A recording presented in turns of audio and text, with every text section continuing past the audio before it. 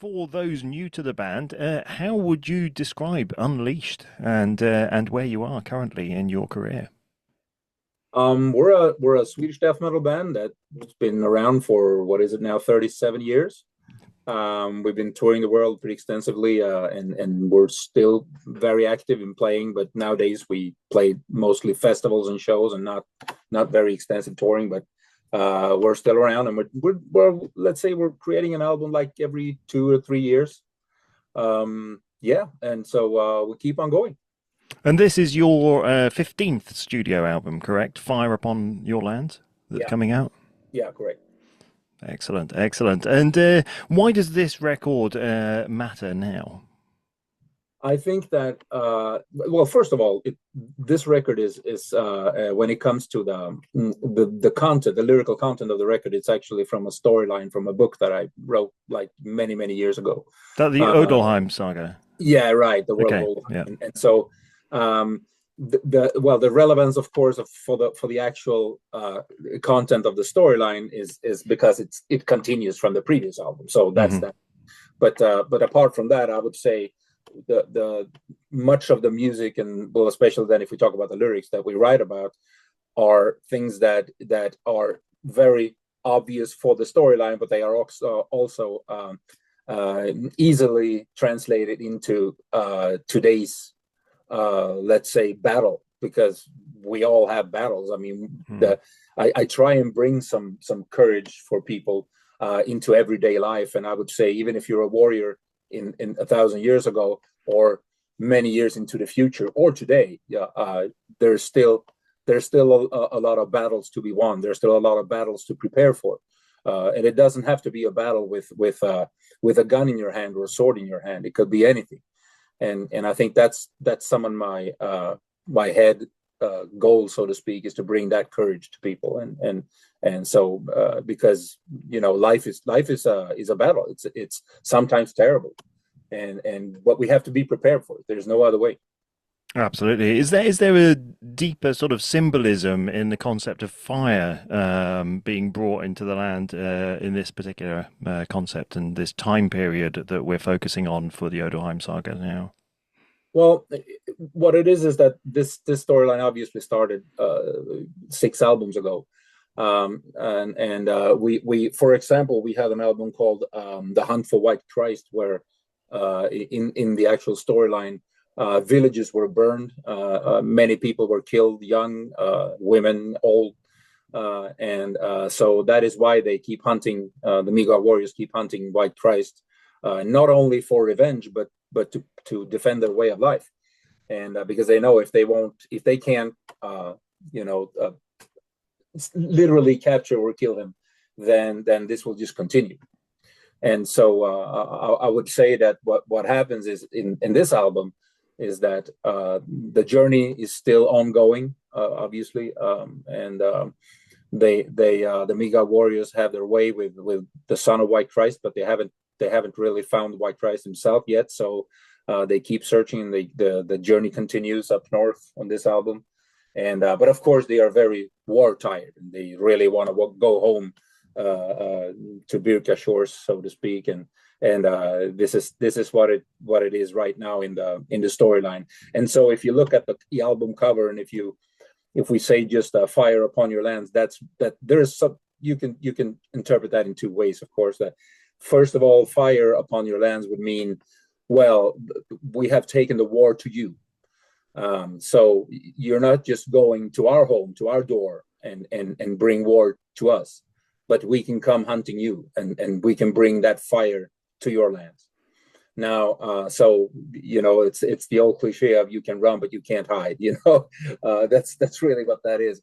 But also, of course, you uh, there's also let's say an everyday meaning to that, because um, if you behave like an idiot, it could be your everyday life right now, if we want to talk about things on that level.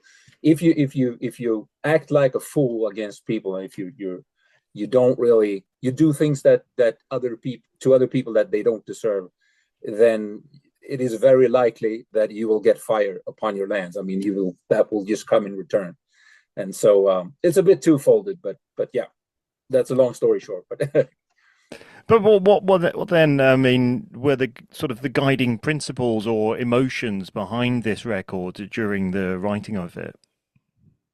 come again, please. So what would you say were sort of the guiding principles? Because you've mentioned a lot about yeah, about the double meaning and the association with real and modern life, as well as following the saga itself. But were there any sort of things that you wanted to get across as a particular message as well, deliberately in the writing process, or certain emotions that you wanted to evoke? Yeah, I would say that, well, there are two folds, I guess. You first of all, when something bad happens to you, it's pretty normal that you wanna go for revenge. But that may not be the only answer, or it could be the answer that you have to go for. But there's also there's also this, that you have to realize at some point war has to end, and you have to stand your ground, and you have to stand and so to speak, hold your hammers high to, well, and don't do stupid things. You have to believe in what you believe, and you have to move forward, even though friends around you died, and even though bad things happen to you. You have to stand your ground and move forward, because there's no other way. And that's also something that I'm trying to like inflict some courage upon people with this album, when it comes to the lyrics. That is, yeah. Yeah, I like that. I was going to mention about hold your hammer high, and also war comes again. I think is in the same sort of area as that, isn't it? It's sort of reminding people that things are constant, things are constantly coming, and you've got to learn to, I suppose, stand up for yourself and be ready to Exactly. fight back. Yeah. Yeah, correct. Exactly. And and I used to say that the Viking tradition and the Viking mythology is that we have written lyrics about now for 37 years, is really about the past, present, and the future of Viking tradition. Hmm. And that's what I try to let's say um, put into my songs and to the lyrics. So and that means that you can take something from the past and you can bring it to today, and hopefully then maybe even tell your kids about that. And for example, war comes again is a good example that I try to again tell people that, well, there are good things in life, but seriously, most of the time life is hell, and there is a battle to be won or to lose. But and you will lose battles, and you will win battles, but there is no point in walking around feeling sorry for yourself. You have to stand up and fight, and you have to be prepared for the battles that come. And I think that's the and it does really not have to be a battle with weapon in hand. It could be anything. It could be a disease, or it could be a terrible idiot at school that makes life hell for you. It could be anything. And so that's what that song really is about. The fact of the matter is that the song is in the storyline, so it's quite a violent song in the storyline. But what I'm trying to say is that Unleashed have done this type of lyrics for many years now, and what I try to do is that people should get the feeling, just like you said here, is that it could be my everyday life, really. It doesn't have to be a song about the future or 1,000 years ago. It could be right now. And that's in a way what helps to make the music timeless as well, and last so well. And so on that, how have you managed to maintain such creative focus for 37 years? What is it that keeps you aligned? Yeah, that's I actually have been thinking about that lately. It's it, it's strange, but maybe the question should be asked the other way around, because how do I not go up every morning and keep doing this? Because that's really the my conclusion. I mean, I've really been thinking hard about it, because sometimes life comes in the way. I mean, you probably know this and very well, because things that need to be attended to, there's just no time for it. And sometimes maybe you don't even have the knowledge to take care of business, so to speak. And it could be your family. It could be, I'm a goalkeeper coach 5 days a week, believe that or not. And sometimes there's just no time for all of this. But But then when it comes to Unleashed, it's like that just can't stop. I don't understand how life would look like if I were to next morning wake up and not think about the next album or the next festival or the next, cold beer that I'm gonna have with a friend on the next festival. I don't know another life. It's like when I was a young guy, like 20 years old, and when we started all of this, life was so simple and it was just a party. But now it's also a lot of things, of course, when you get older that are very serious. You have to take care of them. You can't just push them aside. And so Unleashed is like it's like a something that has always been there. It's not really, I wouldn't say it's comforting, but it's such a huge part of life that it's a driving thing, because it brings me hope, and hopefully I can bring some hope to people by writing some kind of courage in my lyrics. But we'll see. I mean, it's at least that's what I'm aiming for. Yeah, it's a part of who you are, and I would say so. Yeah, yeah. Thank you. Yeah, I would say so. That's probably the best thing I've heard in a long time. Yeah, yeah. I try to be. I thought about this actually a long time because I'm 56 years old now, and I've thought about this quite some time, and I can't seem to figure out what it would be like to not have this thing to wake up to and think about intensely, because that's what we do all the time. But I would say though that if it happens, and it will happen eventually, you will not play in a band. It's the same for all band members. Now, then I would say, yeah, I'm gonna go to the same festival anyway, and I'm gonna scream and sing somebody else's choruses. That's exactly what's going to happen. So because that's how it started, and that's how it's always been. So I would say that's probably what will happen when I stop one of these days. But I hope I have some more good years in my body. Oh, I think you probably have many good years to come yet. I mean, so. when you have that right mindset and you have that, that attitude towards it, I think it takes a lot for it to be something that you're willing to step away from, or that you even feel you need to. Yeah. Oh yeah. Oh yeah. Oh yeah. Yeah. Yeah. And I think you're right. That's we've been doing this for such a long time now, and it's actually, I mean, the other things in life are something that I have been doing for a much shorter time, and so it would be very strange to stop Unleashed and do some of these other things that I've been doing for 6 years, maybe. Yeah. It would be a very strange thing to do. So it just can't. I don't see that happening really. But you never know. I mean, when you're 85 years old, I don't suppose I will be banging my head anymore. Just maybe just a little bit slower. Well, exactly. Yeah, that's what my wife told me. Yeah. Maybe Johnny. Well, when you're 75, it's just gonna go a lot slower, man. Exactly. Yeah. You'll still be there. You'll still be there, side of stage, cheering along everybody until people actually carry me off. Throw eggs and tomatoes on me and say, "No, come on, man, just step off the stage." Well, hopefully that will not happen. And but I think if you carry on the way you have done, I'm sure you'll be doing it forever, and it will be fantastic for everyone. But for anyone coming in fresh who haven't heard you before, what would you expect them to feel and experience from this new album? Well, first of all, I think that I hope at least that when they listen to a new Unleashed record, they would feel that it is an Unleashed record, and you can't mistake that. And if you're very new to Unleashed, my hope is that they will find the music.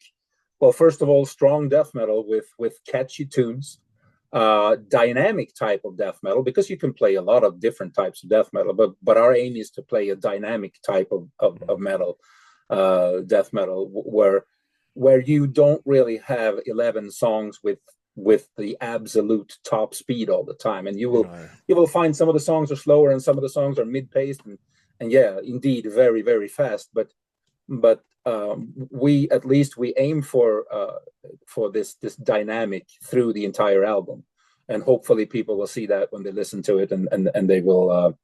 And if we can, I will be really happy to see if some of the songs actually can make people sing along, and that's scream along. That is, Mm. but that's my hope anyway. Yeah. Yeah. And so when it comes to the production of this album, was it were there any sort of specific sonic choices that you made about the atmosphere that you were trying to capture? Well, I think that the most of the production is made by Fredrik, our Mm. guitar player, and he also has a cooperation with Eric Mortensen from Blowout Okay. Productions, Yeah.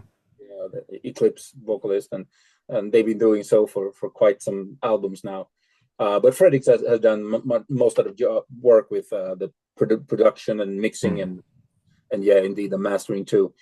I think that since he has his own studio, it's kind of it's really an easy process. I mean, there are very few surprises in that regard because if you have your own studio, you might as well. You can take 4 months if you like. You can take 4 weeks. And so I would say I don't think that he has done anything special this time around that didn't happen on the previous albums. At least not he hasn't told me any of that yet. So. Mm.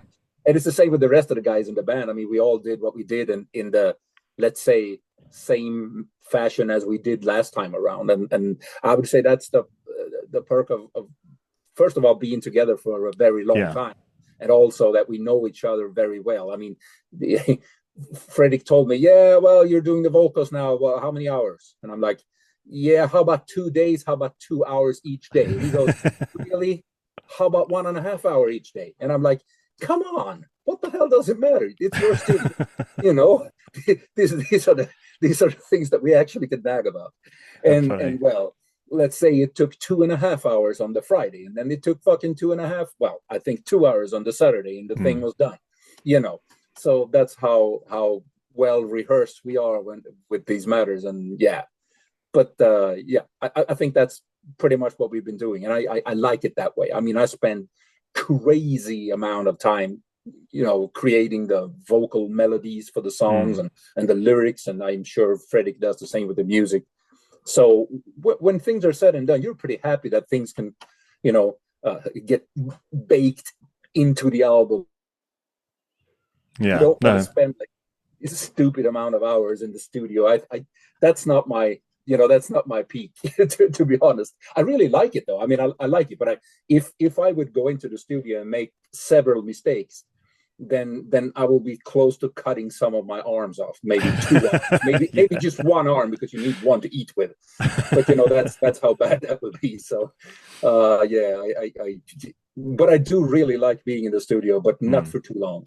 No, that's fair. That's fair. Yeah, I mean, because of course your music is best enjoyed live as well. So how do you go about translating all of the the incredible work that you do in the studio onto the stages when you go out and perform? Yeah, well, that's an exciting question actually, because sometimes it's not so easy to understand what it is that makes one song be perfect for the live show. We've tried a lot to talk about that, but we seem to fail like horribly, because many of the times where we make a new album, and it's not just this one, it's like most of the albums, we're like, yeah, okay, this should be a live song, man, and this is going to be great, and it's going to be one of the best songs on the album, and blah blah, and it always turns out the exact opposite.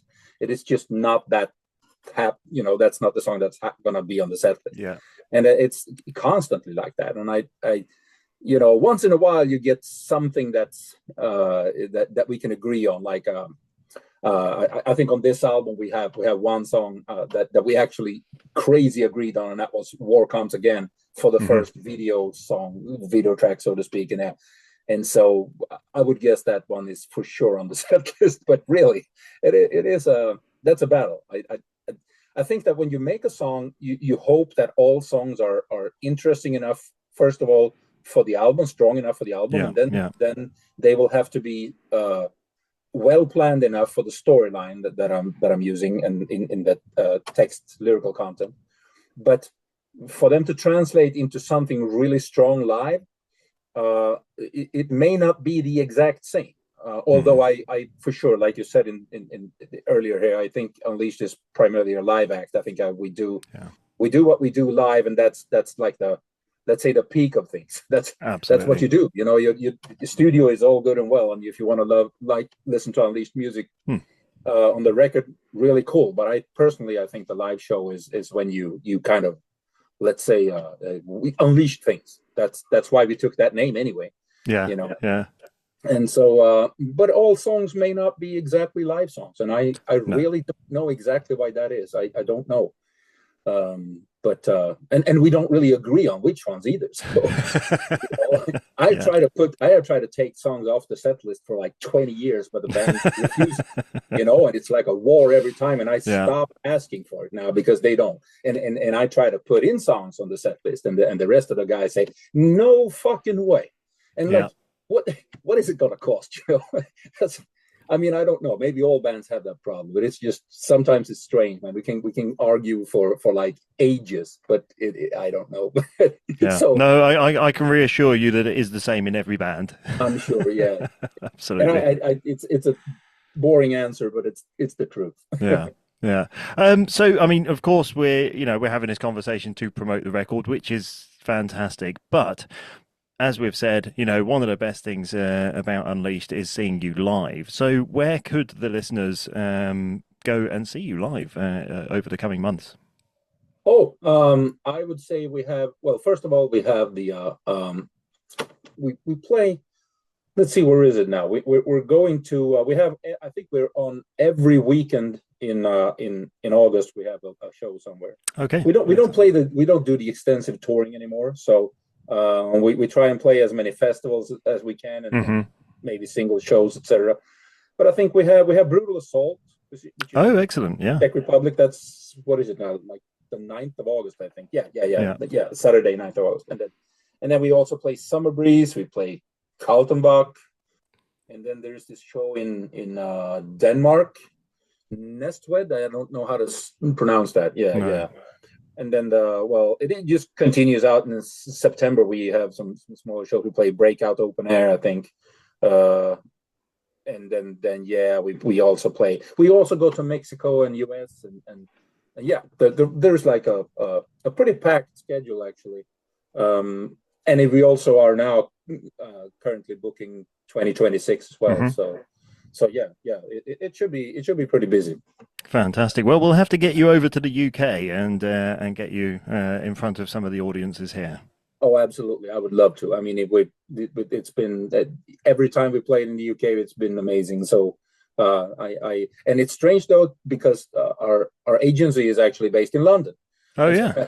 So you would think it would be tons of offers coming in, but I haven't seen one so far. But for sure, I just really hope we can do that very soon. Yeah. Well, I put on shows in the UK, and I'll be very happy to have you over. So I'll have a chat with your agency and see what we can do. For sure, that would be great. Yeah. Superb. Well, thank you very much. Really appreciate it. Our time is up now. It has been a real pleasure. I could have spoken to you for a lot longer, and maybe we'll get a chance to do so over a beer in the UK sometime. Yeah, that would be lovely. That would be lovely, man. Yeah. And thanks a lot for a great chat, man. Thanks very much. Speak to you again. Bye-bye. Cheers, man. Bye.